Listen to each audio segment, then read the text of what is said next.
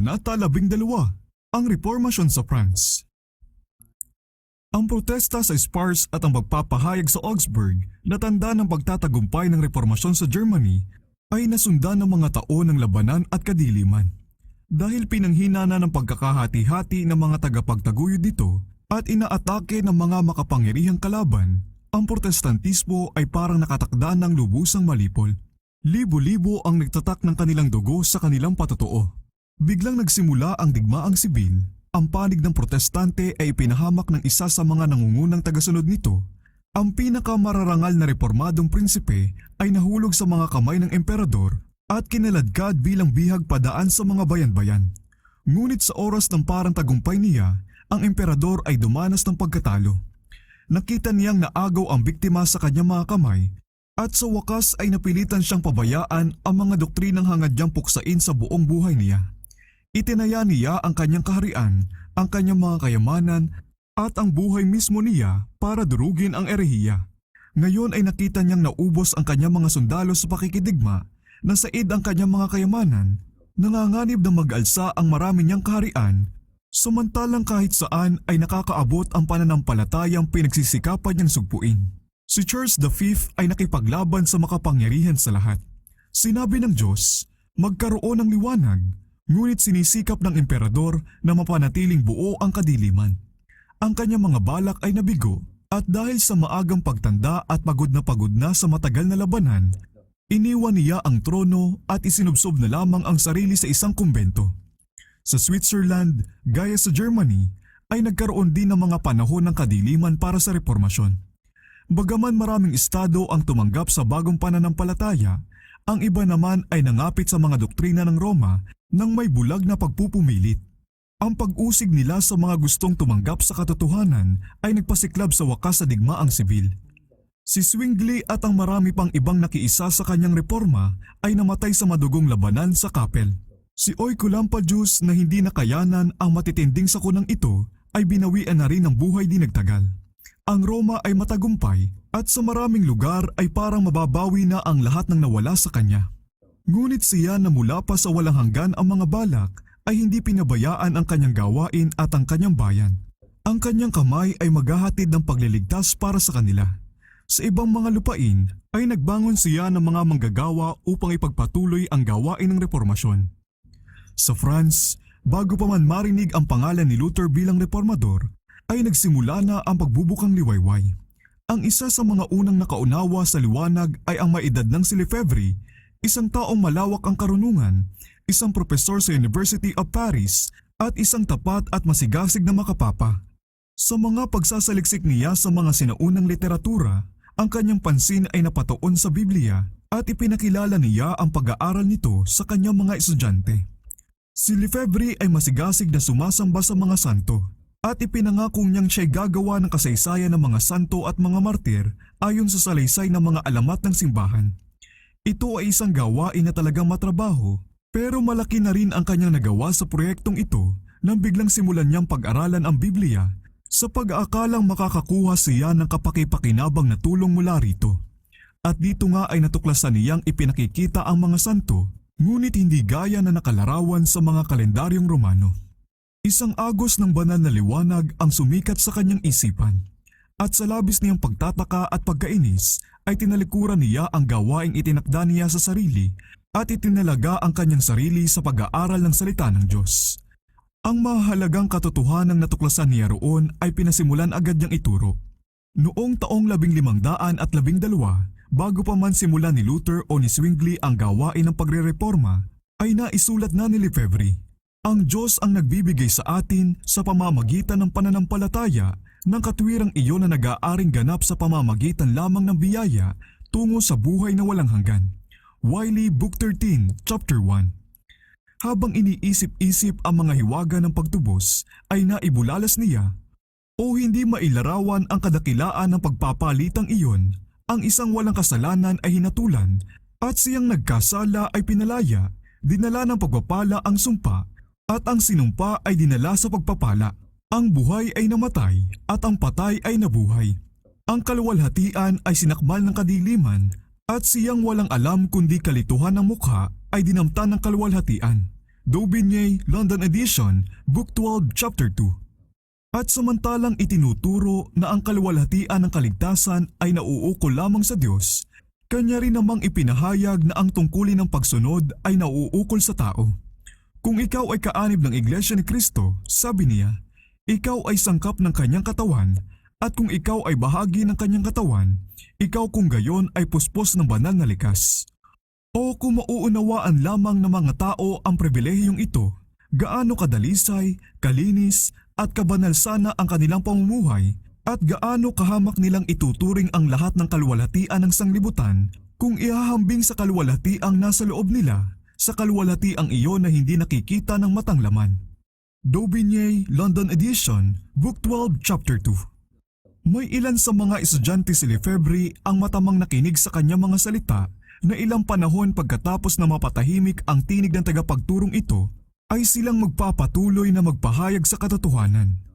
Isa na rito si William Farel, yamang anak ng mga relihiyosong magulang at tinuruang tanggapin ng may lubos na pagsampalataya ang mga turo ng simbahan, gaya ni Apostol Pablo, ay maaaring nasabi niya tungkol sa kanyang sarili. Alinsunod sa pinakamahigpit na sekta ng aming relihiyon ay namuhay ako bilang isang pariseyo. Gawa 26:5. Dahil isang debotong Romano Katoliko, siya'y nag-aalab sa sigasig na lupilin ang lahat ng mga ngahas na kumalaban sa simbahan.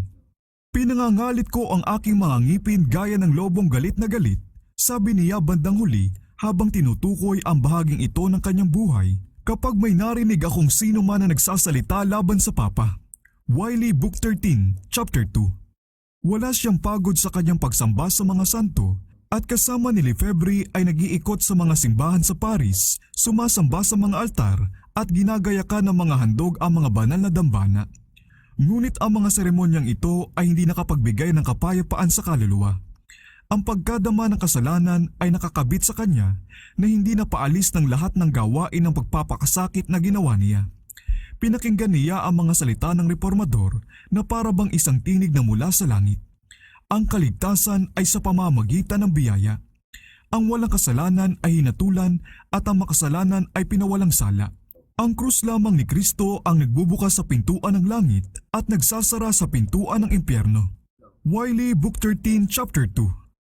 Maligayang tinanggap ni Farel ang katotohanan. Sa pamamagitan ng pagkahikayat na kagaya ng kay Pablo, bumaling siya mula sa pang-aalipin ng tradisyon tungo sa kalayaan ng mga anak ng Diyos. Sa halip na handang pumatay na puso ng isang lobong naghahanap ng masisila, siya ay bumalik, sabi niya, ng mapayapa gaya ng tupang maamo at hindi nangaano pagkatapos niyang bawiin ng lubusan ang kanyang puso sa Papa at ipagkaloob ito kay Hesukristo. Daubigny, Book 12, Chapter 3. Samantalang patuloy na pinalalaganap ni Lefebvre ang liwanag sa kanyang mga estudyante, si Farel naman ay masigasig sa gawain ni Kristo gaya rin ng sigasig niya sa Papa at tumayo upang lantarang ipahayag ang katotohanan. Isang may mataas na katungkulan sa simbahan, obispo ng Meaux, ang di nagtagal ay sumama sa kanila. Ang iba pang mga tagapagturo na matataas ang kalagayan dahil sa kanilang kakayahan at pinag-aralan ay sumali na rin sa pagpapahayag ng ebanghelyo at ito'y nakahikayat ng mga tagasunod mula sa lahat ng uri ng tao, mula sa mga tahanan ng mga manggagawa at magbubukid hanggang sa palasyo ng hari. Ang kapatid na babae ni Francis I na siya noong namumunong hari ay tumanggap sa bagong pananampalataya. Ang hari mismo at ang inang reyna ay parang sang-ayon na rin dito ng ilang panahon at ang mga reformador ay may malaking pag-asang naghintay sa panahon na ang buong France ay may hikayat din sa ebanghelyo. Ngunit ang kanilang mga inaasahan ay hindi mangyayari. Pagsubok at pag-uusig ang naghihintay sa mga alagad ni Kristo. Pero ito'y may kahabagang ikinubli sa kanilang paningin, na magitan ang panahon ng kapayapaan upang sila'y makaipon ng lakas na sagupain ng bagyo at ang reformasyon ay mabilis na sumulong. Ang obispo ng Meaux ay masigasig na gumawa sa sarili niyang nasasakupan upang turuan kapwa ang mga alagad ng simbahan at ang mga tao. Ang mga walang alam at mahahalay ng mga pari ay pinagtatanggal at pinalitan ng mga taong may pagkaunawa at kabanalan hanggat maaari. Pinakahahangad ng obispo na ang kanyang mga kababayan ay personal na makabasa ng salita ng Diyos at di nagtagal ay naisakatuparan din ito. Si Lefebvre ay gumawa ng sali ng bagong tipan At noon mismong panahon na ang Bibliyang German ni Luther ay inilalabas sa palimbagan sa Wittenberg, ang French na bagong tipan naman ay inilimbag sa Meaux. Walang ipinagkait na paglilingkod o gastos ang obispo upang ito'y mapakalat sa kanyang mga parokya, at hindi nagtagal ang mga karaniwang tao sa Meaux ay nagkaroon ng banal na kasulatan. Tulad na magalak na pagtanggap sa bukal ng tubig na buhay ng mga malalakbay na mamamatay na sa uhaw, ay ganon din tinanggap ng mga kaluluwang ito ang pabalita ng langit. Ang mga nagtatrabaho sa bukid, ang mga manggagawa sa mga pagawaan ay pinasasaya ang araw-araw nilang pagtatrabaho sa pamamagitan ng pag-uusap tungkol sa mga halagang katotohanan ng Biblia. At sa gabi, sa halip na pumunta sa mga tindahan ng alak, sila'y nagtitipon sa tahanan ng isa't isa upang magbasa ng salita ng Diyos at sumama sa pananalangin at pagpupuri. Malaking pagbabago ang agad na nakita sa mga pamayanang ito. Bagaman nabibilang sa pinakamababang uri ng mga tao, hindi nakapag-aral ngunit masisipag na magbubukid, ang bumabago at nagpapasiglang kapangyarihan ng banal na biyaya ay nakita sa kanilang mga buhay. Maamo, mapagmahal at may kabanalan, sila'y tumayong mga saksi sa kung anong magagawa ng Ebanghelyo sa mga magsisitanggap dito na may katapatan. Ang liwanag na sinindihan sa Meaux ay nagkalat ng mga sinag nito sa malayo. Araw-araw ay dumarami ang bilang ng mga nahihikayat. Ang galit na pamunuan ng simbahan ay pansamantalang napigilan ng hari na namumuhi sa makitid na pagkapanatiko ng mga monghe, ngunit nagtagumpay pa rin sa wakas ang mga lider na makapapa. Naitayo ngayon ang posteng pagsusunugan. Ang obispo ng Meaux na puwersang mamili kung alin ang gugustuhin niya, ang sunugin o ang tumalikod, ay pinili ang mas madaling landas. Ngunit sa kabila ng pagbagsak ng leader na ito, ang kanyang kawan ay nanatiling matatag. Marami ang sumaksi para sa katotohanan sa gitna ng apoy. Sa pamamagitan ng kanilang tapang ng loob at katapatan habang sinusunog, ang mga hamak ng Kristiyanong ito ay nagsalita sa libu-libong tao na noong panahon ng kapayapaan ay hindi nakarinig ng kanilang patotoo. Hindi lamang ang mga hamak at mahihirap ang naglakas ng loob na sumaksi para kay Kristo sa gitna ng paghihirap at panglilibak. Sa mga makaharing bulwagan ng kastilyo at palasyo ay may mga dakilang kaluluwa na mas pinahalagahan ang katotohanan kaysa kayamanan o mataas na katungkulan o maging sa kanilang buhay. Ang kasuotang pandigma ng hari ay nagtatago ng mas marangal at mas matatag na espiritu kaysa sa kasuotan at sombrero ng obispo. Si Louis de Berquin ay mula sa maharlikang tahanan. Siya'y isang matapang at magalang na kabalyero at siya'y maasikaso sa pag-aaral, pino ang pag-uugali at walang maipipinta sa asal. Siya noon, sabi ng isang manunulat, ay masugid na tagasunod ng mga kautusan ng Papa at masipag na tagapakinig sa mga misa at mga sermon at kanyang itinanghal ang lahat ng iba pa niyang katangian sa pamamagitan ng natatanging pagkamuhi sa Luteranismo. Ngunit kagaya ng napakaraming iba pa na naakay sa Biblia sa tulong ng Diyos, siya'y nagulat ng ang masumpungan dito ay hindi ang mga doktrina ng Roma kundi ang mga doktrina ni Luther. Wiley, Book 13, Chapter 9. Mula noon ay buong katapatan na niyang itinalaga ang kanyang sarili sa gawain ng Ebanghelyo. Dahil siya ang pinakamarunong sa mga mahal na tao ng France, ang likas niyang talino at husay sa pagsasalita, ang kanyang di mapapasukong tibay ng loob at magiting na kasigasigan at ang kanyang impluensya sa palasyo sapagkat siya'y paborito ng hari ay dahilan upang siya ituring ng maraming tao bilang isang lalaking nakatakdang maging reformador ng kanyang bansa. Ang sabi ni Beza, si Berquin sana ay naging pangalawang Luther kung sa kanya'y naging pangalawang elektor si Francis I. Siya'y mas malala pa kaysa kay Luther, sigaw ng mga makapapa. Wiley, Book 13, Chapter 9. Talagang mas pinangangambahan siya ng mga Romanista sa France. Ipinabilanggo nila siya bilang isang erehe, ngunit siya'y pinalaya ng hari. Sa loob ng maraming taon, ang paglalaban ay nagpatuloy.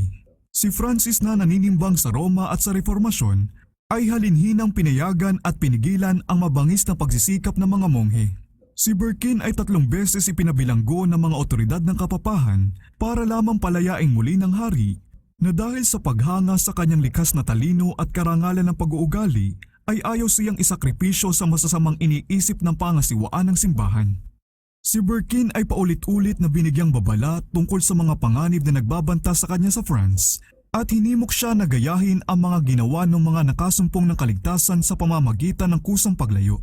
Si Erasmus na mahiyain at mahilig makibagay na sa kabila ng buong kalwalhatian ng kanyang karunungan ay hindi natamo ang kadakilaang iyon ng ugali na ginagawang sunod-sunuran sa katotohanan ang buhay at karangalan ay sumulat kay Birkin. Hilingin mong isugo ka bilang embahador sa ibang bansa, pumunta ka at maglakbay sa Germany. Kilala mo naman si Beda at ang mga kagaya niya. Siya'y isang halimaw na may 1,000 ulo na nagkakalat ng kamandag sa lahat ng lugar. Ang iyong mga kaaway ay marami. Kahit na ang iyong ipinaglalaban ay masigit pa kaysa kay Jesucristo, hindi kanila titigilan hanggang lubusan kanilang mapuksa. Huwag kang masyadong magtiwala sa proteksyon ng hari. Sa lahat ng pagkakataon ay huwag mo akong ilagay sa kahihiyan dahil sa kakayahan mo sa teolohiya. Wiley, Book 13, Chapter 9. Ngunit habang kumakapal ang panganib, ang sigasig ni Birkin ay lalo namang tumitibay. At malayong sundin ang tuso at para sa sariling payo ni Erasmus, siya'y nagpasya para sa mas matatapang na hakbang. Hindi lamang siya tatayo upang ipagtanggol ang katotohanan, kundi tutulig sa impaniya ang mga kamalian. Ang paratang na erehiya na sinisikap nilang ikabit sa kanya ay ipapako niya sa kanila. Ang pinakaaktibo at pinakamatindi niyang kalaban ay may mga pinag-aralang doktor at monghe sa Departamento ng Teolohiya sa tanyag na University of Paris, isa sa pinakamataas na sanggunian ng simbahan kapwa sa lungsod at sa bansa. Mula sa mga sinulat ng mga doktor na ito, si Birkin ay kumuha ng 12 paksang pagtatalunan na hayagan niyang idedeklarang salungat sa Biblia at laban sa tunay na paniniwala, at pinakiusapan niya ang hari na magsilbing tagapamagitan sa pagtatalo. Ang hari na gusto mapaghambing ang kakayahan at talas ng mga nagtutunggaling tagapagtanggol at natutuwa sa pagkakataong maibaba ang pagmamataas ng mga mapagmalaking mongheng ito, ay inutusan ang mga Romanista na ipagtanggol ang kanilang panig sa pamamagitan ng Biblia. Alam na alam nila na ang sandatang ito ay hindi makakatulong sa kanila. Pagpapabilanggo, pagpapahirap at pagpapasunog ang siyang mga armas na mas alam nilang gamitin. Bumaliktad na ngayon ang pangyayari at nakita nilang sila'y malapit ng mahulog sa hukay na inaasahan nilang mapaghuhulugan nila kay Birkin. At sa kanilang pagkagulat ay naghanap sila ng paraan para makaiwas. Tamang-tama naman na noong panahong iyon ay may nagputol sa isang bahagi ng katawan ng rebulto ni Berheng Maria sa isang sulok ng lansangan. Nagkaroon ng malaking kaguluhan sa lungsod. Maraming tao ang nagdagsaan sa lugar na iyon, nakakakitaan ng pagdadalamhati at galit. Pati ang hari ay malalim ding nakilos. Ito na ang pagkakataon na magagamit ng mga monghe para sa magandang kapakinabangan at mabilis nila itong pinag-igi. Ito ang mga resulta ng mga aral ni Birkin, ang sigaw nila. Lahat ay malapit ng pabagsakin ng sabwatang ito ng mga Lutheran, relihiyon, mga batas at maging ang kaharian mismo. Wiley, Book 13, Chapter 9. Kaya't muling hinuli si Birkin, ang hari ay umalis sa Paris at ang mga monghe ay napabayaang gawin ang kagustuhan nila. Ang reformador ay nilitis at hinatulan ng kamatayan at dahil baka si Francis ay mamagitan pa upang siya'y iligtas, ang hatol ay pinatupad noong araw ding ito'y bigkasin. Noong tanghali ay inihatid si Birkin sa lugar ng kanyang kamamatayan. Sobrang daming tao ang nagtipon-tipon upang saksihan ang pangyayaring iyon at marami sa mga nakakita ang nagulat at nangangamba na ang biktima ay mula sa pinakamainam at pinakamatapang sa mga maharlikang pamilya ng France. Pagtataka, galit, paghamak at matinding pagkamuhi ang nangulimlim sa mga mukha ng maraming taong biglang dumagsa. Ngunit sa isang mukha ay walang kulimlim na tumatahan. Ang isipan ng martir ay malayo sa tagpong iyon ng malaking pagkakagulo. Ang namamalayan lang niya ay ang presensya ng kanyang Panginoon. Ang kasumpa-sumpang kariton ng dumi ng hayop na sinasakyan niya, ang mga nakasimangot na mukha ng mga umuusig sa kanya, ang kakilakilabot na kamatayang patutunguhan niya, ang mga ito ay hindi niya alintana. Siyang nabubuhay na namatay at nabubuhay magpakailanman at may hawak ng susi ng kamatayan at ng Hades ay nasa kanyang tabi. Ang mukha ni Birkin ay nagniningning sa liwanag at kapayapaan ng langit. Nagsuot siya ng magandang damit, nakasuot ng isang balabal na malambot at makinis, isang pansaping yari sa satin at telang damask at kulay gintong medyas. Daubigny, History of the Reformation in Europe in the Time of Calvin, Book 2, Chapter 16.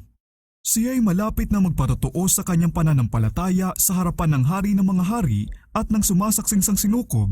at walang tanda ng pagdadalamhati ang dapat na magpasinungaling sa kanyang kagalakan. Habang mabagal na umuusad ang prosesyon padaan sa siksikang lansangan, ay may pagtatakang pinagmasdan ng mga tao ang maaliwalas na kapayapaan at masayang tagumpay sa kanyang hitsura at tinig. Siya, sabi nila, ay kagaya ng isang taong nakaupo sa isang templo at nagbubulay-bulay sa mga banal na bagay. Wiley, Book 13, Chapter 9. Sa lugar ng pagsusunugan ay sinikap ni Birkin na magsalita ng ilang pangungusap sa mga tao. Ngunit dahil takot sa magiging resulta, ang mga monghe ay nagsimulang magsigawan at kinalantog ng mga sundalo ang kanilang mga sandata at nilunod ng kanilang kaingayan ang tinig ng martir. Sa gayon, ang pinakamataas na sanggunian sa simbahan at sa literatura ng sibilisadong Paris noong 1529 ay nagbigay sa buong sambayanan ng taong 1773 ng napakasamang halimbawa ng pagsugpo sa mga sagradong salita ng taong malapit nang mamatay doon sa pagbibitayan. Wiley, Book 13, Chapter 9. Si Birkin ay binigti at ang kanyang katawan ay sinunog sa apoy. Ang balita ng kanyang kamatayan ay nagdulot ng kalungkutan sa mga kapanalig ng reformasyon sa buong France. Ngunit ang kanyang halimbawa ay hindi nasayang.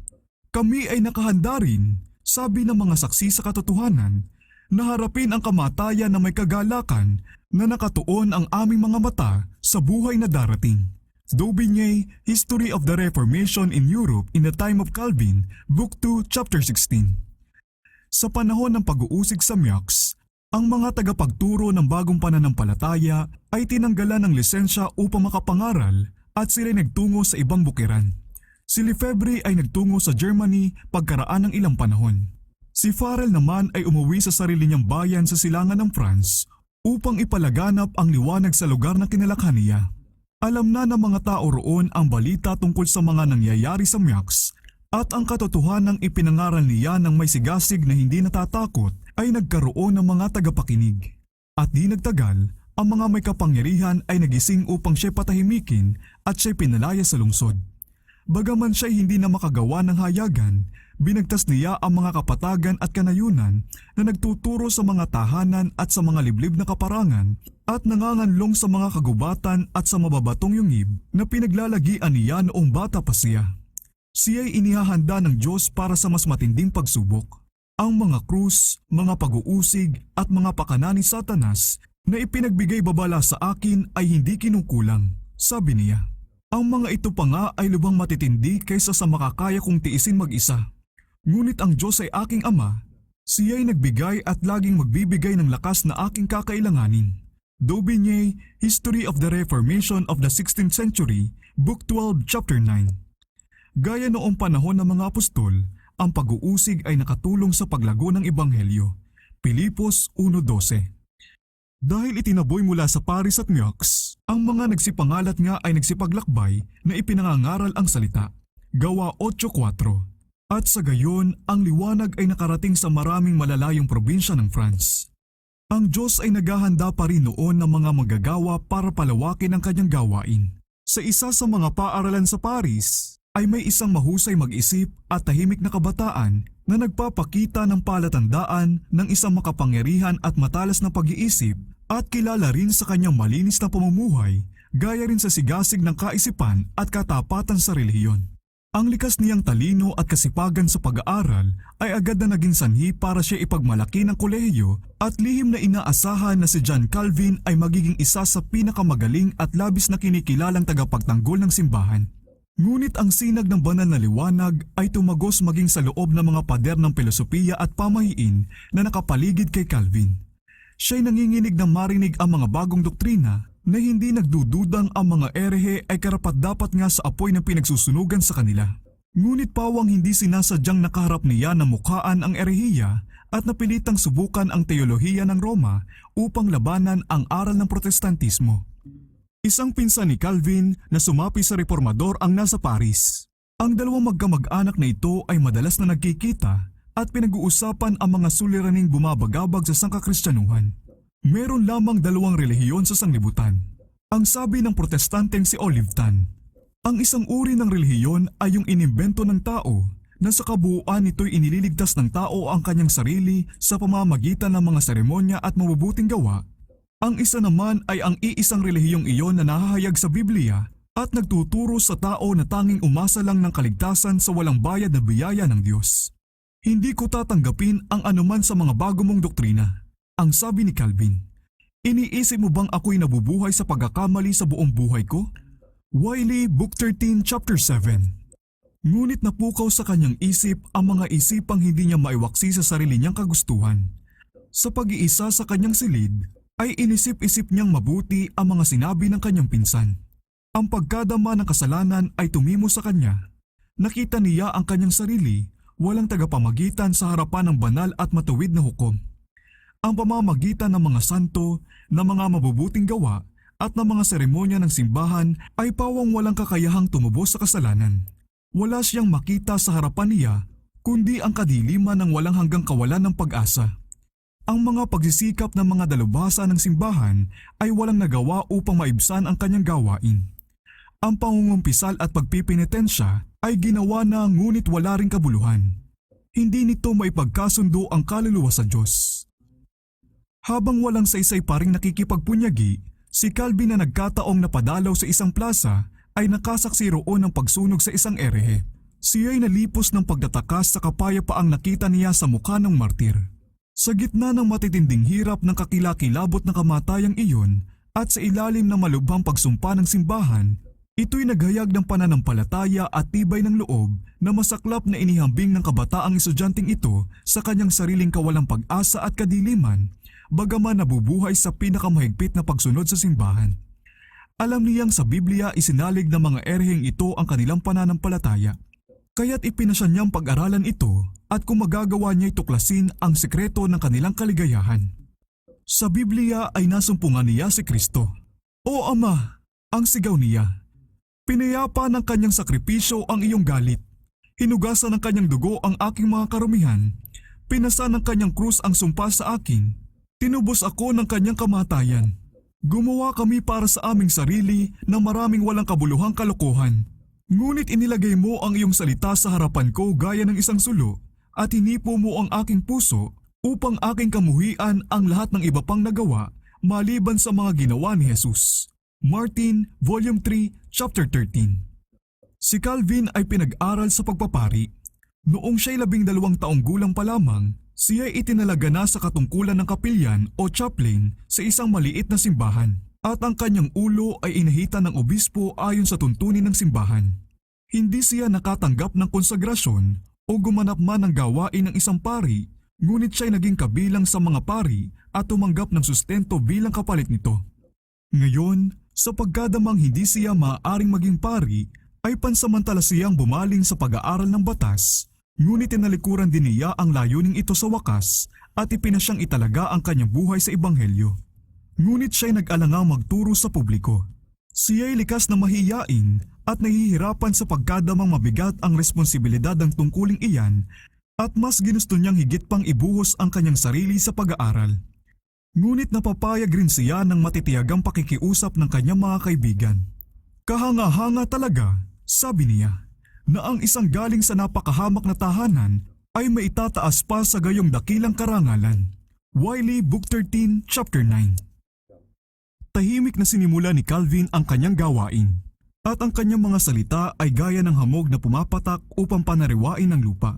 Umalis siya sa Paris at ngayon nasa isang bayan na siya sa probinsyang nasa pangangalaga ni Prinsesa Margaret na dahil sa pagmamahal sa ebanghelyo ay ipinaabot din ang kanyang pangangalaga sa mga alagad nito. Si Calvin ay kabataan pa, taglay ang maamo at simpleng tindig. Ang kanyang gawain ay nagsimula sa tahanan ng mga tao.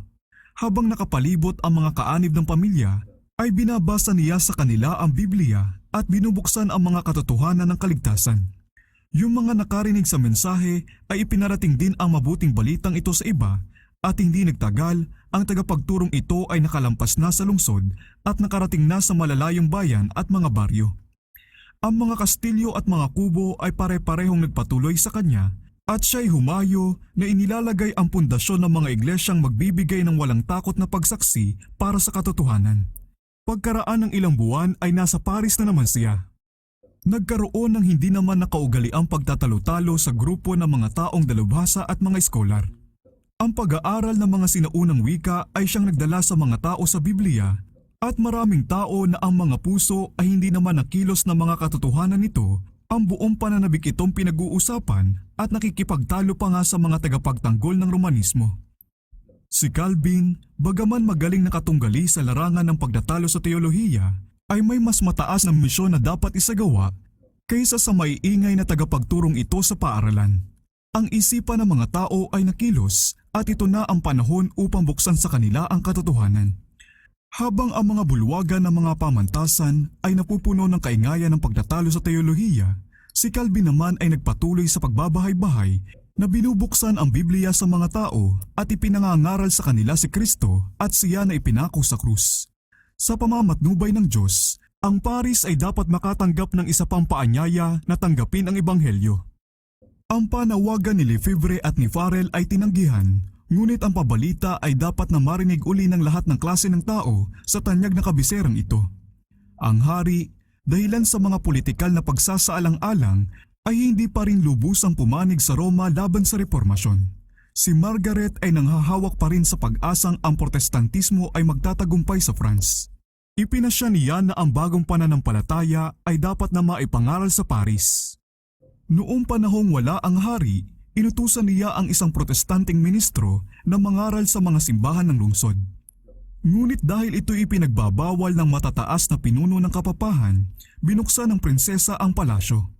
Isang silid ang ginayakan para maging kapilya at ipinatalastas na araw-araw sa nabanggit na oras ay isang sermon ang ipapangaral at ang lahat ng tao mula sa lahat ng antas at kalagayan sa buhay ay inaanyayahang dumalo.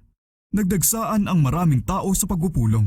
Hindi lamang ang kapilya kundi pati na ang mga katapat na silid ay nagsisiksikan na rin. Araw-araw ay libo-libo ang nagtitipon-tipon, mga mahal na tao, mga may katungkulan sa pamahalaan, mga abogado, mga mangangalakal at mga trabahador. Ang hari, sa halip na ipagbawal ang mga pagtitipon, ay ipinag-utos pang buksan ang 2 simbahan sa Paris.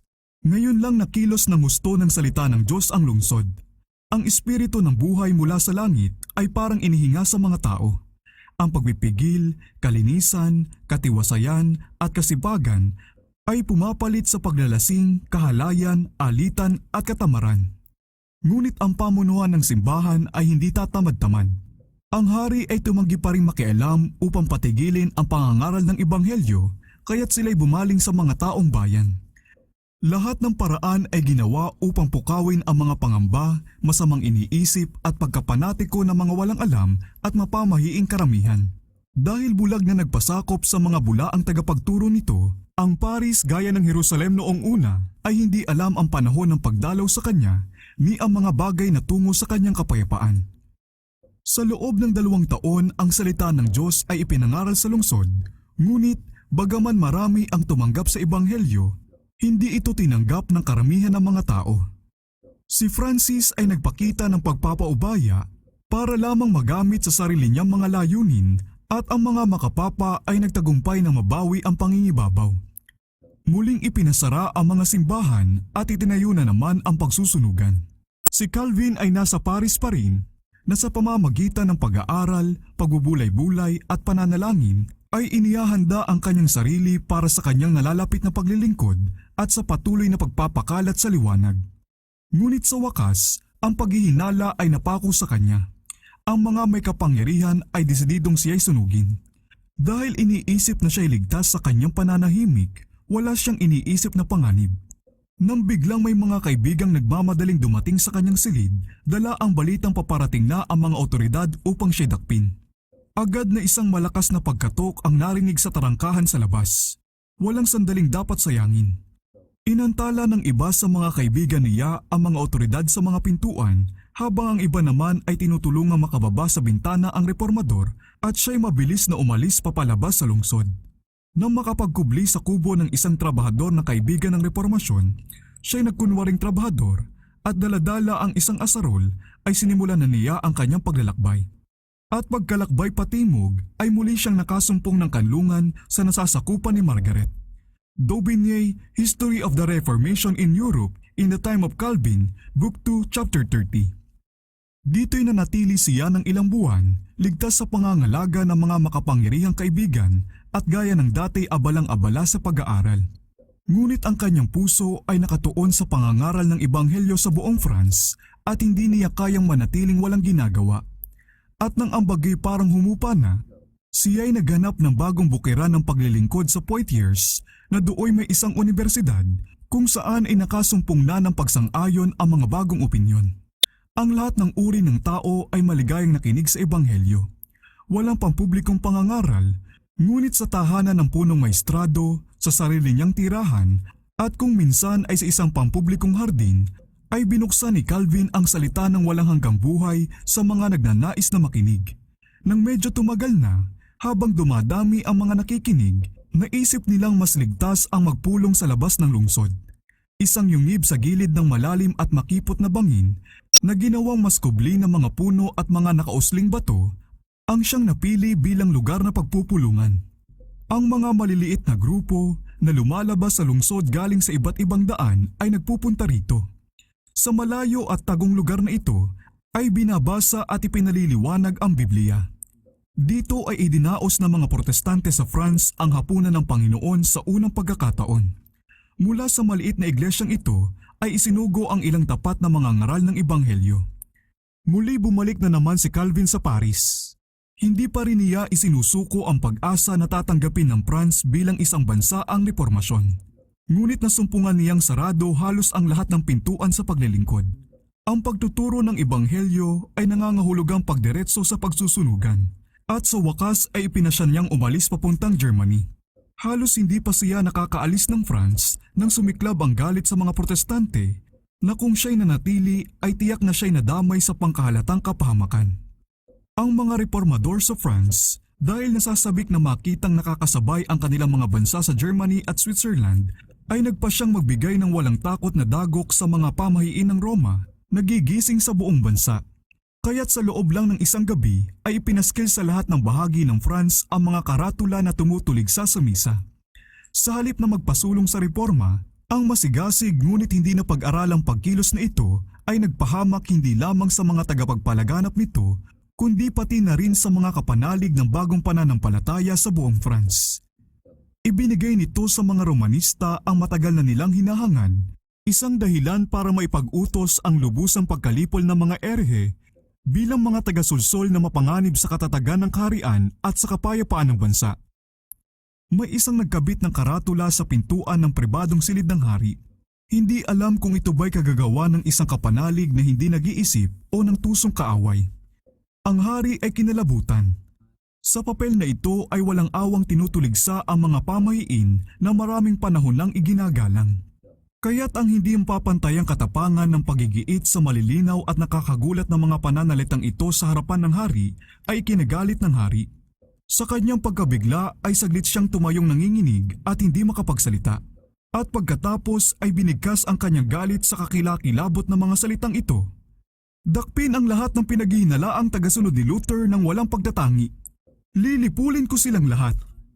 Daubigny, History of the Reformation in Europe in the Time of Calvin, Book 2, Chapter 30. Naihagis na ang sapalaran. Ipinasya ng hari na lubusan ng pumanig sa Roma. Ang mga hakbang ay agad na isinagawa para sa pagdakip sa lahat ng Lutheran sa Paris. Dinakip ang isang mahirap na trabahador na tagasunod ng bagong pananampalataya na nakagawian ng tipunin ang mga mananampalataya sa kanilang lihim na pinagpupulungan.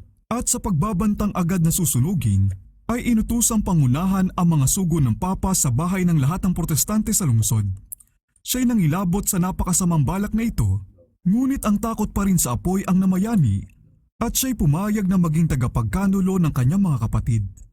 Kasunod ng ostya at napapaligiran ng hilera ng mga pari ng mga tagapagdala ng insenso at mga sundalo, si Mori na espiya ng hari kasama ng traidor, ay marahan at tahimik na dumadaan sa mga lansangan ng lungsod.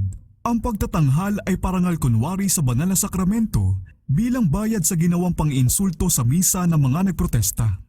Ngunit sa ilalim ng palabas na ito ay nakatago ang isang nakamamatay na balak. Pagdating sa tapat ng bahay ng isang Lutheran, ang tagapagkanulo ay sumenyas, ngunit walang salitang binigkas. Ang prosesyon ay tumigil, ang bahay ay pinasok, ang pamilya ay kinaladkad palabas at ginapos, at ang nakakatakot na pulutong na ito ay nagpatuloy upang maghanap ng mga panibagong biktima. Sila'y walang pinaligtas na bahay, malaki man o maliit, kahit pa nga ang mga departamento ng University of Paris. Niyanig ni Morin ang buong lungsod, iyon ay paghahari ng lagim. Daubigny, History of the Reformation in Europe in the Time of Calvin, Book 4, Chapter 10. Ang mga biktima ay pinagpapatay sa pamamagitan ng matinding pagpapahirap at sadyang ipinag-utos na hinaan ng apoy upang patagalin ang kanilang matinding paghihirap. Ngunit sila'y namatay na mananagumpay. Ang kanilang katapatan ay hindi natinag at ang kanilang kapayapaan ay hindi nagdilim. Ang mga umuusig sa kanila na walang nagawa upang yanigin ang napakatibay nilang katatagan ay nakadama ng pagkatalo. Ipinamahagi ang mga bibitayan sa buong Paris at sumunod ang sunod-sunod na araw ng pagsunog na ang hangarin ay magasik ng takot sa erehiya sa pamamagitan ng pagpapakalat sa pagbitay. Ngunit sa huli, ang kalamangan ay nasa panig pa rin ng Ebanghelyo. Naipakita sa buong Paris kung anong uri ng mga tao ang mailalabas ng mga bagong opinyon na ito. Wala nang ibang pulpitong kagaya ng bunton ng panggatong sa mga martir. Ang mapayapang kaligayahan na sumisilay sa mukha ng mga taong ito, samantalang sila'y dinadala sa lugar ng kanilang kamatayan, ang kanilang kagitingan habang sila'y nakatayo sa gitna ng matinding apoy, ang maamo nilang pagpapatawad sa mga pananakit sa kanila, ay ginawang pagkahabag ang galit at pag-ibig ang pagkamuhi na sa maraming pagkakataon ay hindi lamang iilan at nananawagan para sa Ebanghelyo sa pamamagitan ng di malabanang kahusayan. Wiley, Book 13, Chapter 20. Ang mga pari na desididong panatilihin sa sukdulan ang galit ng mga tao ay nagpakalat ng pinakamatitinding akusasyon laban sa mga protestante. Sila'y pinaratangan ng pagsasabuatan na papatayin ang mga Katoliko, ibagsak ang pamahalaan at paslangin ang hari. Walang mailabas kahit anino ng ebidensya para suportahan ang mga bintang na ito. Ngunit ang hulang ito tungkol sa kasamaan ay magkakaroon ng katuparan. Pero sa ibang pagkakataon lang nga, at dahil sa mga sanhing kataliwas nito, ang kalupitang ginawa ng mga Katoliko sa mga walang kasalanang protestante ay nag-ipon ng bigat ng paghihiganti at pagkaraan ng ilang daang taon ay isinagawa ang kapahamakan mismong inihula nilang mangyayari sa hari sa kanyang pamahalaan at sa kanyang mga nasasakupan. Ngunit ito ay isinagawa ng mga taong walang relihiyon at ng mga makapapa mismo. Hindi ang pagkakatatag kundi ang pagsugpo sa protestantismo ang naghatid sa France na nakapanghihilakbot ng mga kalamidad na ito 300 taon pagkalipas nito. Ang paghihinala, kawalang tiwala at takot ang namayani ngayon sa lahat ng uri ng tao sa lipunan. Sa gitna ng pangkahalatang pangamba ay nakita kung gaano kalalim ang impluwensyang nagawa ng aral ni Luther sa isipan ng mga taong may mataas na pinag-aralan, may impluwensya at nangingibabaw ang katangian. Ang mga tungkuling pinagkakatiwalaan at ikinararangal ay biglang nabakante. Ang mga manggagawa, mga tagalimbag, mga dalubhasa, mga propesor sa mga universidad, mga manunulat at maging ang mga tagapaglingkod sa bulwagan ng hari ay naglaho. Daan-daan ang umalis sa Paris, kusang ipinatapon ang kanilang sarili mula sa kanilang tinubuang lupa at sa maraming pangyayari nagbibigay ng unang pahiwatig na inaayunan nila ang reformadong pananampalataya. Ang mga makapapa ay may pagtatakang nagsiyasat sa palibot nila sa pag-iisip na baka may mga hindi kahina-hinalang erehe na napabayaan sa kalagitnaan nila. Ang kanilang galit ay nabuhos sa napakaraming mas hamak na biktimang saklaw ng kanilang kapangyarihan. Ang mga bilangguan ay napuno at mismong ang himpapawid ay para bagang nagdilim dahil sa usok ng mga nasusunog na bunton na sinindihan para sa mga nagpahayag ng pananampalataya sa Ebanghelyo. Ipinagmamalaki ni Francis I ang pagiging pasimuno sa malawakang kilusan ng muling pagbuhay sa karunungan na siyang tanda ng pagsisimula ng 1600 taon. Ikinagalak niyang tipunin sa kanyang palasyo ang mga taong marurunong mula sa iba't ibang bansa. Kahit papaano'y may bahagi ang pagmamahal niya sa karunungan at paghamak sa kawalang alam at pagkamapamahiin ng mga monghe sa antas ng pagpapaubayang na ipagkaloob niya sa reformasyon. Ngunit dahil pinakikilos ng sigasig na sagupain ang erehiya Ang tagapagtaguyod na ito ng karunungan ay nagpalabas ng utos na nagsasaad sa pagbuwag ng paglilimbag sa buong France. Si Francis I ay nagbibigay ng isang napakaraming naitalang halimbawa na nagpapakita na ang kalinangan ng isipan ay hindi batay laban sa paghihigpit sa relihiyon at panguusig. Sa pamamagitan ng isang taimtim at pampublikong seremonya, ay lubusang itatalaga ng France ang sarili nito sa paglipol sa protestantismo. Hiniling ng mga pari na ang lantarang paglapastangang idinulot sa dakilang langit dahil sa pagtuligsa sa misa ay dapat bayaran ng dugo at ang hari para sa kapakanan ng kanyang mga nasasakupan ay dapat hayagang magbigay ng pahintulot sa kakilakilabot na gawain ito. Ang Enero 21, taong 1535 ay tinakda para sa kakilakilabot na seremonya. Ang mga mapamahiing pangamba at panatikong pagkamuhi ng buong bansa ay nagising. Ang Paris ay dinagsa ng napakaraming tao na nakipagsiksikan sa mga lansangan nito mula sa lahat ng nakapalibot na bansa. Ang araw na iyon ay pasisimulan sa isang malaki at maringal na prosesyon. Sa mga bahay na dadaanan ng prosesyon ay may nakasabit na mga kortinang pangluksa at ang mga altar ay salit-salitang itinayo. Sa tapat ng bawat pintuan ay may nakasinding sulo bilang parangal sa banal na sakramento. Bago magbukang liwayway ay nagtipon na ang prosesyon sa palasyo ng hari. Sa unahan ay ang mga bandila at mga krus ng iba't ibang parokya. Kasunod dito ay ang mga mamamayan na lumalakad ng dala-dalawa at may daladalang mga sulo. Sumunod ang apat na samahan ng mga prayle. Bawat pangkat ay nakabihis ng sarili nilang kakaibang kasuotan. At pagkatapos ay sumunod ang mga koleksyon ng mga banal na alaala. Kasunod nito ay ang mga nakasakay na malaharing obispo na suot ang kanilang kulay ube at pulang damit at mga nahihiyasang panggayak, isang napakaringal at kumikinang na bihis. Ang ostia ay dala ng obispo ng Paris na nakasakay sa isang napakagandang kubol na dala-dala ng apat na prinsipe ng dugo. Kasunod ng ostia ay naglalakad ang Haring Francis I na ng araw na iyon ay walang suot na korona o damit ng hari. Dahil walang talukbong ang ulo, ang mga matay nakatitig sa lupa at may hawak na kandilang may sindi. Ang hari ng France ay parang nasa anyo ng isang taong nagsisisi. Wiley Book 13, Chapter 21. Sa bawat madaan ng altar, siya'y yumuyukod sa kapakumbabaan hindi dahil sa mga bisyong nagpaparumi sa kanyang kaluluwa, ni dahil sa dugo ng mga taong walang kasalanan na dumungi sa kanyang mga kamay, kundi dahil sa mabigat na kasalanan ng kanyang mga sakop na nangahas na tuligsain ang misa. Kasunod niya ay ang reyna at ang mga may mataas na katungkulan sa kaharian na lumalakad ng dala-dalawa at may hawak na sulong na kasindi. At bilang bahagi ng mga seremonya ng araw na iyon, ang hari mismo ay nagsalita sa matataas na opisyal ng kaharian doon sa malaking bulwagan ng palasyo ng obispo. Siya'y humarap sa kanila ng malungkot ang mukha at sa makabagbag pusong husay ng pagsasalita ay itinangis ang krimen, ang kalapastanganan, ang araw ng kapighatian at kahihiyan na sumapit sa bansang iyon. At nananawagan siya sa lahat ng tapat na mamamayan na tumulong na lipulin ang salot na erehiya na nagbabanta ng pagkawasak sa France. Dahil tunay ngang ako ang inyong hari, mga Ginoo, sabi niya. Kung malaman kong ang isa sa sarili kong paa o kamay ay nabahiran o nahawa ng kasuklam-suklam na kabulokang ito, ibibigay ko ito sa inyo para putulin. At bukod dito, kung makita ko na isa sa mga anak ko ay nadungisan nito, hindi ko siya paliligtasin. Ako mismo ang maghahatid sa kanya at isasakripisyo siya sa Diyos. Pinigil ng luha ang kanyang sinasabi at ang buong kapulungan ay umiyak at nagkakaisang sumigaw. Tayo ay mabubuhay at mamamatay para sa relihiyong Katoliko. Daubigny, History of the Reformation in Europe in the Time of Calvin, Book 4, Chapter 12. Matindi ang naging kadiliman ng bansang ito na tumanggi sa liwanag ng katotohanan.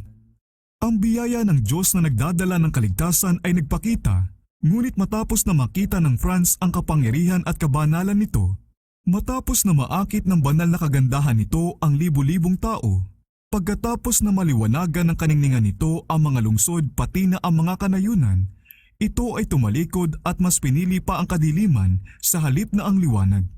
Tinanggihan nila ang regalo ng langit nang ito'y ialok sa kanila. Tinawag nilang masama ang mabuti at mabuti ang masama hanggang sila'y maging biktima ng kusa nilang pagdaya sa sarili. At ngayon, Bagaman maaaring paniwalaan talaga nila na naglilingkod sila sa Diyos sa pamamagitan ng pag-usig sa kanyang bayan, hindi pa rin sila mapapawalang sala ng pagiging seryoso nila. Ang liwanag na sana'y nagligtas sa kanila sa pagkakadaya at sa pagbahid ng dugo sa kanilang kaluluwa ay may katigasan nilang tinanggihan. Isang taimtim na pagsumpang lilipulin ang erehiya ang naganap sa tanyag na katedral na iyon na pagkaraan ng halos 300 taon ay pinagluklukan naman sa Diyosa ng katwiran ng bansang ito na lumimot sa Diyos na buhay. Muling binuo ang prosesyon at ang mga kinatawan ng France ay umalis na upang simulan ang gawain na sinumpaan nilang gagawin. Sa di kalayuan ay itinayo ang mga entablado na kinaroroonan ng ilang protestanteng Kristiyano na susunugin ng buhay at pinagkasunduan na sa sandaling dumating ang hari ay sisindihan ang bunton ng panggatong at ang prosesyon ay titigil upang masaksihan ang pagsunog. Wiley, Book 13, Chapter 21. Ang mga detalye ng pagpapahirap na tiniis ng mga saksing ito para kay Kristo ay masyadong nakapanglulumo para isalaysay pa, ngunit walang pag-aalangan ang mga biktimang ito. Habang hinihimok na tumalikod na, ay sumagot ang isa. Ako'y naniniwala lamang sa ipinangaral noon ng mga propeta at mga apostol at sa pinaniniwalaan ng buong samahan ng mga banal. May pagtitiwala sa Diyos ang aking pananampalataya, nakakalaban sa lahat ng kapangyarihan ng impyerno. Daubigny, History of the Reformation in Europe in the Time of Calvin, Book 4, Chapter 12. Paulit-ulit na tumitigil ang prosesyon sa mga lugar na may pinahihirapan. At nang makarating na doon sa palasyo ng hari kung saan sila nag-umpisa, ang napakaraming tao ay nagiwahiwalay na at ang hari at ang matataas na kawani ng simbahan ay umalis na rin. Lubos na nasisiyahan sa mga nangyari sa buong araw na iyon na binabati ang kanilang sarili na ang gawaing nagsimula sa araw na iyon ay magpapatuloy hanggang sa lubusang malipol ang mga erehe. Ang ebanghelyo ng kapayapaan na tinanggihan ng France ay talagang tiyak na malilipol at kakilakilabot ang magiging mga resulta nito. Noong Enero 21, taong 1773, 250 taon mula mismo noong araw na iyon na lubusang nagtalaga ang France sa pag-usig sa mga reformador, ay isa na namang prosesyon ang dumaan sa mga lansangan ng Paris na talagang iba naman ang layunin. Hari uli ang pangunahing tauhan, meron uling pagkakagulo at sigawan, narinig uli ang hiyawan para sa mas marami pang biktima, at meron na namang mga kulay itim na entabladong bibitayan at ang mga tagpo sa araw na iyon ay natapos sa malalagim na pagpatay. Si Louis XVI, na harapang nagpupumiglas sa mga nagbilanggo at papatay sa kanya, ay kinaladkad patungo sa pugutan ng ulo at doon na hinawakan siya ng may matinding lakas hanggang sa ibagsak ang matalim na palakol at ang kanyang naputol na ulo ay gumulong sa entablado. Wiley, Book 13, Chapter 21. Hindi lang ang hari ang nag-iisang biktima. Malapit lang sa lugar na iyon ay 2,800 katao ang namatay sa pamamagitan ng pugutan noong madugong panahon ng paghahari ng lagim. Iniharap ng reformasyon sa sanglibutan ang isang bukas na Biblia habang binubuksan ang mga tuntunin ng kautusan ng Diyos at iginigiit ang mga karapatan nito sa budhi ng mga tao. Inihayag ng walang hanggang pag-ibig sa mga tao ang mga batas at prinsipyo ng langit. Sinabi ng Diyos, tuparin ninyo at inyong gawin, sapagkat ito ang inyong magiging karunungan at kaalaman sa paningin ng mga tao na makakarinig ng mga tuntuning ito at magsasabi, tunay na ang dakilang bansang ito ay matalino at may pagkaunawa. Deuteronomeo 4:6. Nang tanggihan ng France ang regalo ng langit, ay nagasik siya ng mga binhi ng kaguluhang pambansa at pagkawasak, at ang di maiiwasang mabilis na paggawa ng sanhi at bunga ay nagresulta sa revolusyon at sa paghahari ng lagim. Bago pa mangyari ang pag-uusig na pinukaw ng mga karatula, ay napilitan ng tumakas ang matapang at masigasig na si Farel mula sa kanyang lupang sinilangan. Siya ay pumunta sa Switzerland at sa pamamagitan ng kanyang mga paggawa na kasunod ng mga ginawa ni Zwingli ay nakatulong siya na ibalik ang pagsang-ayon sa reformasyon. Dito niya gugugulin ang kanyang mga huling taon, ngunit patuloy pa rin siyang gumawa ng isang tiyak na impluwensya sa reformasyon sa France. Sa mga una niyang taon ng sapilitang paninirahan sa ibang bayan, ang mga pagsisikap niya ay nakatuon lalo na sa kanyang sariling bayan. Gumugol siya ng maraming panahon sa pangangaral sa kanyang mga kababayan sa may hangganan ng dalawang bansang ito kung saan sa walang pagod na pagmamasid ay sinubaybayan niya ang kaguluhan sa France at tumulong sa pamamagitan ng mga salita niyang nagpapalakas ng loob at ng kanyang mga payo.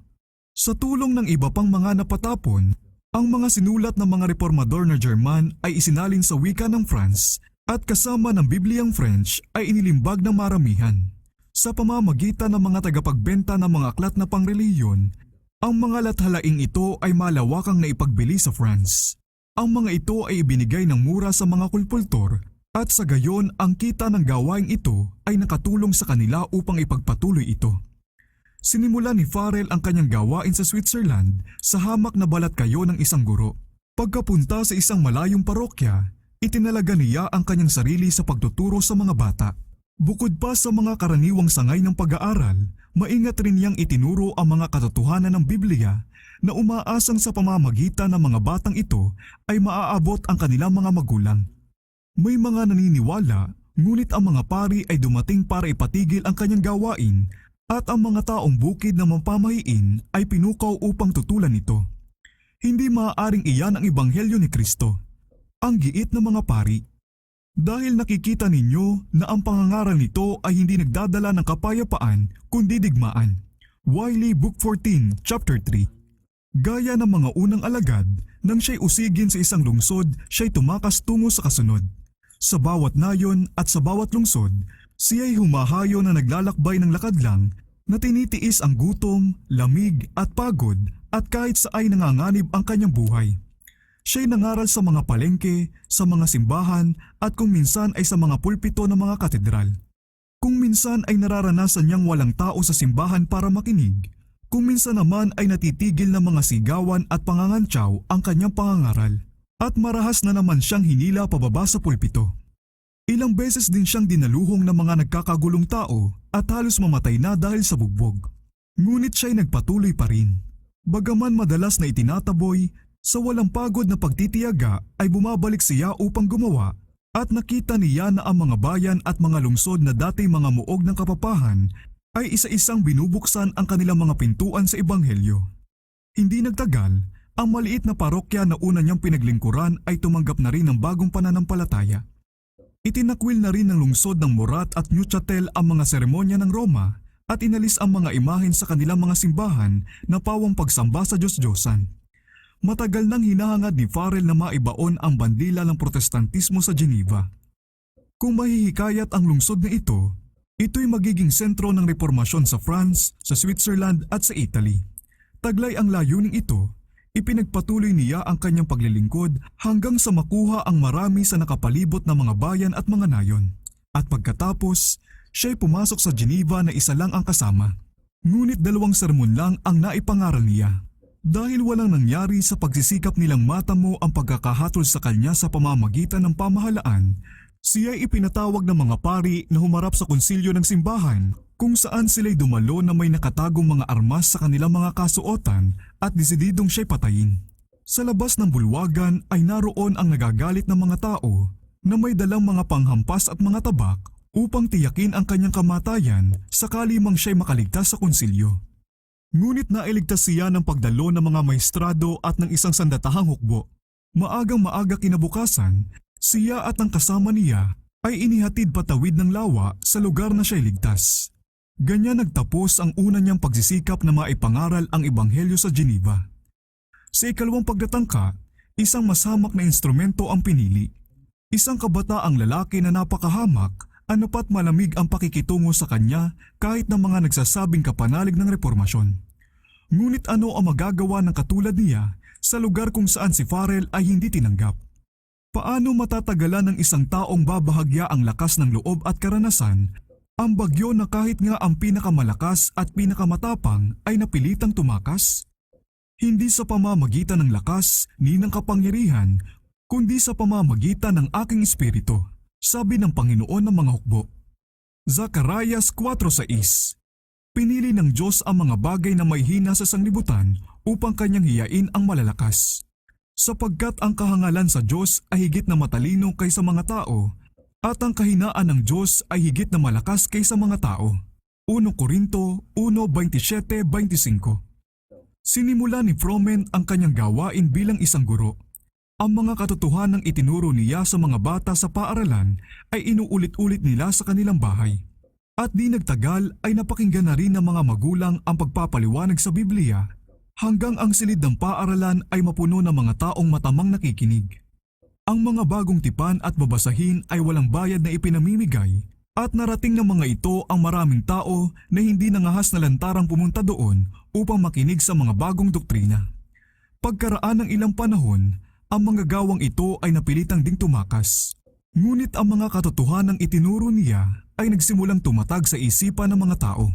Ang reformasyon ay naitanim na at ito'y nagpatuloy na lumakas at lumawak.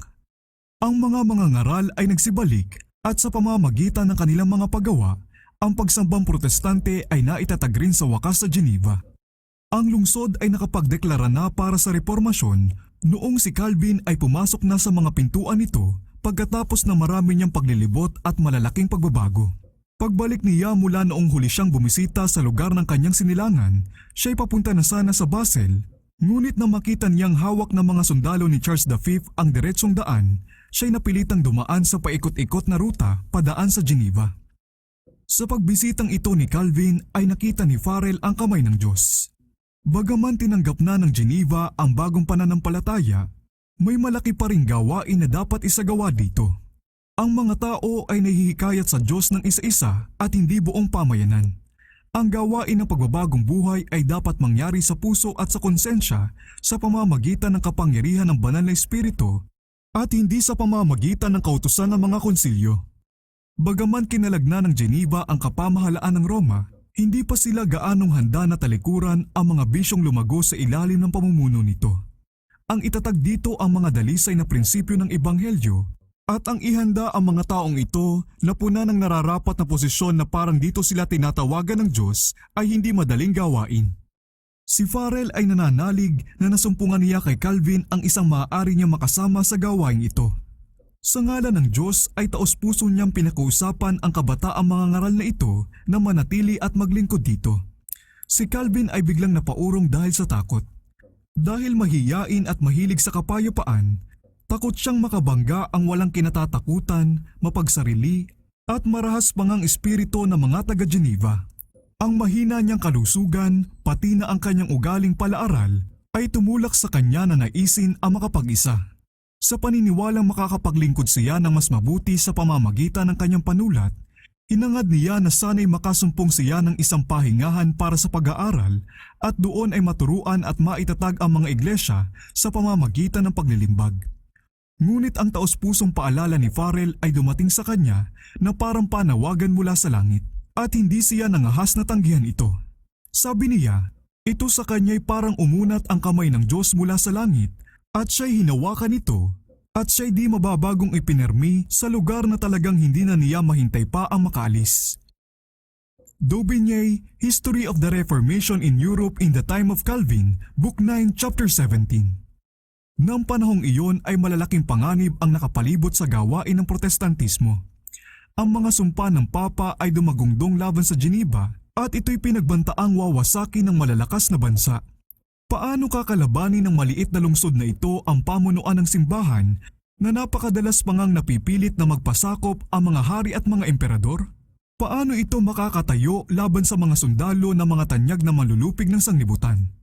Sa buong sangkakristyanuhan, ang protestantismo ay laging pinagbabantaan ng may hirap taluning kaaway. Ang mga unang tagumpay ng reformasyon ay nakalipas na. Ang Roma ay bumuo ng mga bagong pwersa at inaasahang maisasagawa ang pagkalipol nito.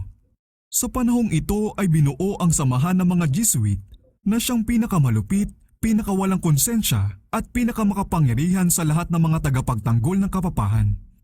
Dahil hiwalay sa anumang kaugnayang makalupa at sa mga hilig ng tao, walang pakiramdam sa mga sinasabi ng katutubong damdamin at ganap na pinatahimik ang pangangatwiran at konsensya, sila'y walang kinikilalang kautusan at kaugnayan maliban doon sa kanilang samahan at walang kinikilalang tungkulin kundi ang palawakin ng kapangyarihan nito.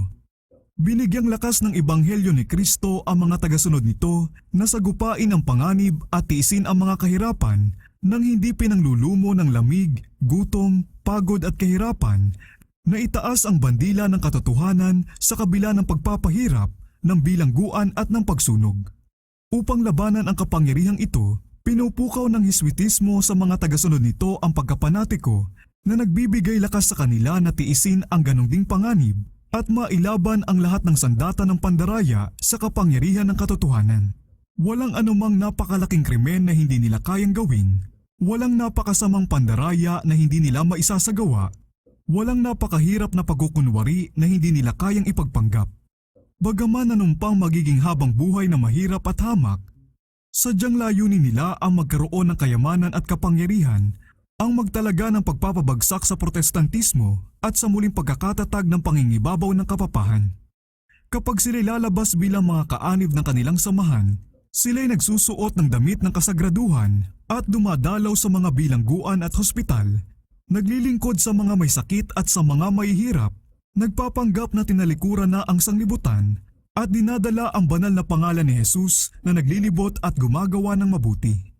Ngunit sa ilalim ng walang dungis na panglabas na ito ay madalas na itinatago ang pinakamasasama at nakamamatay na balak. Ang pangunahing prinsipyo ng samahang ito ay ang paraan ay bibigyang katwiran ng layunin. Sa ganitong alituntunin, ang pagsisinungaling, pagnanakaw, paghuhuwad at pagpatay ay hindi lamang napapatawad kundi kapuri-puri pa kung ang mga ito'y makatutulong sa kapakanan ng simbahan. Sa ilalim ng iba't ibang pagpapanggap, ang mga Jesuit ay nagkaroon ng tungkulin sa pamahalaan at natataas bilang mga tagapayo ng hari at hinuhubog ang palakad ng mga bansa. Sila'y nagiging mga tagapaglingkod upang magsilbing espiya para tiktikan ang kanilang mga pinaglilingkuran. Sila'y nagtatayo ng mga kolehiyo para sa mga anak ng mga prinsipe at mararangal na tao at mga paaralan para sa mga karaniwang tao. At ang mga anak ng mga protestanteng magulang ay naaakit sa mga seremonya ng kapapahan. Lahat ng panglabas na karangyaan at pagtatanghal ng pagsambang Romano ay itinuon upang lituhin ang isipan at silawin at biganiin ang imahinasyon. Kung kaya't ang kalayaang pinaghirapan at pinagbuwisan ng dugo ng mga magulang ay pinagtaksila ng mga anak. Mabilis na nagsikalat ang mga Jesuit sa buong Europa at kung saan man sila magpunta ay kabuntot ang muling pagsigla ng Katolisismo. Upang bigyan sila ng higit pang kapangyarihan, isang kautusan ang pinalabas na muling nagtatatag sa Inquisition. Sa kabila ng pangkahalatang pagkamuhi dito, maging ng mga Katolikong bansa, muling itinatag ng mga pinuno ng kapapahan ang kakilakilabot na hukumang ito at muling naulit sa mga kubling Bartolina nito ang mga kabuktutang lubhang kalagim-lagim para matagalan ang liwanag ng araw. Sa maraming bansa, libo-libo sa mismo mga pinakamagagaling na halimbawa ng bansa, sa mga pinakatunay at pinakamararangal, sa mga pinakamarunong at pinakamataas ang pinag-aralan, sa mga pinakamakadiyos at pinakadedikadong mga pastor, sa mga pinakamasisipag at pinakamakabayang mamamayan, sa pinakamatalinong iskolar, sa mga pinakamahusay na pintor, at sa mga pinakabihasang manggagawa ang pinagpapatay o kaya napilitang tumakas tungo sa ibang lupain. Ganyan ang mga paraang ginamit ng Roma upang sugpuin ang liwanag ng reformasyon, upang ilayo sa mga tao ang Biblia at ibalik ang kawalang-alam at pagkamapamahiin ng madilim na kapanahunan. Ngunit sa ilalim ng pagpapala ng Diyos at ng paggawa ng mga mararangal na taong iyon na kanyang ibinangon upang humalili kay Luther, ang protestantismo ay hindi na ibagsak. Hindi nito dapat maging utang ang lakas nito sa pagkampi o mga armas ng mga prinsipe. Ang pinakamaliliit na bayan, ang pinakahamak at pinakamahihinang bansa ang naging muog nito. Ang munting bayan ng Geneva sa gitna ng mga makapangyarihang kaaway na nagbabalak ng pagkawasak dito, ang Holland sa buhanginang baybayin nito sa karagatan ng Hilaga na nakikipagpunyagi sa kalupitan ng Spain, na nooy pinakatanyag at pinakasagana sa lahat ng kaharian, ang mapanglaw at mahinang bayan ng Sweden ang siyang mga nagtamo ng tagumpay para sa reformasyon. Sa loob ng halos 30 taon, si Calvin ay naglingkod sa Geneva. Unay para magtayo roon ng iglesia na umaayon sa moralidad ng Biblia at pagkatapos ay para pasulungin ang reformasyon sa buong Europa. Ang kanyang mga paraan bilang isang leader ng mga tao ay hindi masasabing walang mali, niligtas sa kamalian ang kanyang mga doktrina. Ngunit siya ay naging instrumento sa pagpapalaganap ng mga katotohanan na may bukod-tanging kahalagahan noong kapanahunan niya sa pagpapanatili ng mga prinsipyo ng protestantismo laban sa agos ng kapapahan na mabilis na nanunumbalik at sa pagsusulong ng kasimplihan at kalinisan ng pamumuhay sa mga reformadong iglesia, kapalit ng pagmamalaki at katiwaliang natatag dahil sa mga turo ng Roma. Mula sa Geneva, ang mga babasahin at mga tagapagturo ay humayo upang ikalat ang mga bagong doktrina. Hanggang sa panahong ito, ang mga pag-uusig sa lahat ng lupain ay naghahanap ng tagubilin, payo at kalakasan ng loob. Ang lungsod ni Calvin ay naging kanlungan para sa mga tinutugis na reformador sa buong kanlurang Europa. Sa pagtakas sa matitinding bagyong nagpatuloy sa loob ng daang-daang taon, ang mga takas ay nakarating sa pintuang bayan ng Geneva. Ang mga taong ito na gutom, sugatan, nawala ng mga tahanan at mga mahal sa buhay ay mainit na tinanggap at magiliw na inaasikaso. At dahil nakasumpong ng tahanan dito, pinagpala nila ang lungsod na kumupkop sa kanila sa pamamagitan ng kanilang kahusayan, kaalaman at ng kanilang kabanalan. Marami sa mga nanganlong dito ay bumalik sa sarili nilang mga bansa upang labanan ang kalupitan ng Roma.